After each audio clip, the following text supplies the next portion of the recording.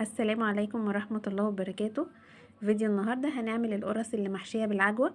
القرص الناشفة كنا عملنا قبل كده القرص الطرية مع بعض.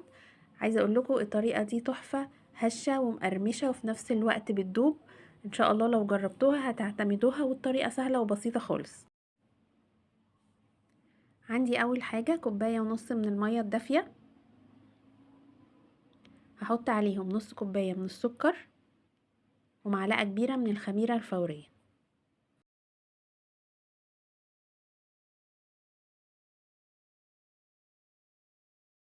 بقلبهم كويس لحد ما الخميرة والسكر يدوبوا، وبعد كده بغطيها وبحطها في مكان دافي لحد ما الخميرة تبدأ تشتغل.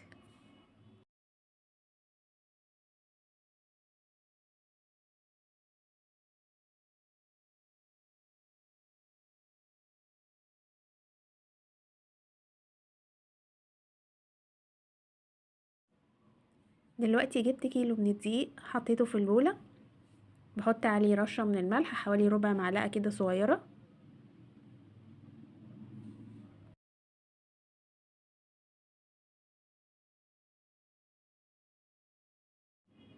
وبحط عليه معلقة صغيرة من البيكنج باودر. بقلب الملح والبيكنج باودر مع الدقيق كويس. بعد كده عندي بقى هنا كوباية ونص من السمنة ونص كوباية من الزيت. الكوباية دي نصها زيت ونصها سمنة، والكوباية دي سمنة بس. ممكن تستخدمي كوباية كاملة من الزيت على كوباية كاملة من السمنة زي ما تحبي، وممكن زي ما انا مستخدمة كوباية ونص ونص كوباية.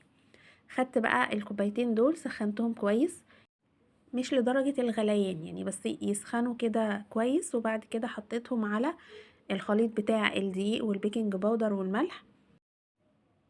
بقلبها كده شوية بالمعلقة، وبعد كده بشيل المعلقة وببدأ ان انا افرك الدقيق مع المادة الدهنية بحيث ان الدقيق كله يتغلف، او زي ما بنقول كده بنبس العجينة كويس قوي.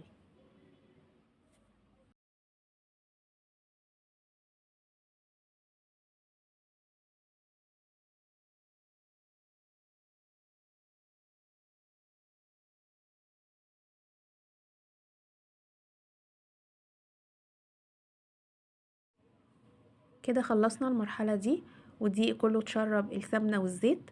جبت بقى الخليط بتاع المية والسكر والخميرة. الخميرة كانت اتفعلت وحجمها اتضاعف، بفضيه على الدقيق والسمنة. بفضي الكمية كلها، المقادير دي مظبوطة جدا. وببدأ ان انا ادخل المية والخميرة في الدقيق. في الاول هتحسي ان هي كتير شوية، بس بعد كده هتلاقي ان الدقيق اتشرب كل كمية المية اللي انتي حطيتيها. ما بنعجنش كتير، مجرد بس ان احنا بندخل المية في الدقيق وخلاص. ممكن كمان تستبدلي الكوباية ونص المية الدافية دي بلبن، او ممكن تستبدليها بلبن رايب زي ما تحبي. بس مهم جدا ان احنا بعد ما بنحط السوائل ما بنعجنش كتير خالص، مجرد بس ان احنا بندخل السوائل في العجينة وبنوقف على طول. كده العجينة كانت جاهزة، بصوا طرية ومش بتتشقق معايا لما باجي بشكلها. هسيبها بقى ترتاح بس 5 دقايق على بال ما اجهز الحشوة. انا هحشي النهاردة القرص بالعجوة، ممكن تعمليها سادة ممكن تحشيها ملبن. جبت حوالي نص كيلو من العجوة، حطيت عليه معلقة كبيرة من السمنة، عجنتهم مع بعض كويس وحطيت كمان عليها سمسم، وجهزتهم كده كور علشان تسهل عليا التشكيل. باخد بقى قطعة من العجينة على حسب الحجم اللي انا عايزاه. بفردها الاول ما بين ايدي كويس عشان ما يبقاش فيها اي شقوق، وبعد كده بحط فيها قطعة العجوة، بضغط عليها بالشكل ده علشان هي لسه في الفرن هترتفع شوية صغيرين، علشان طبعا الخميرة والبيكنج باودر. بحطها في صينية مش مدهونة اي حاجة خالص، هي الزيت والسمنة اللي في العجينة طبعا كفاية جدا، فهي مش هتلزق ولا اي حاجة. بكرر نفس الموضوع، باخد كده قطعة بكورها ما بين ايدي علشان ما يكونش فيها اي شقوق، ويكون القرص الوش بتاعها ناعم. وباخد قطعة العجوة بحطها كده وبقفل عليها، وبضغط عليها ضغطة بسيطة وبس كده.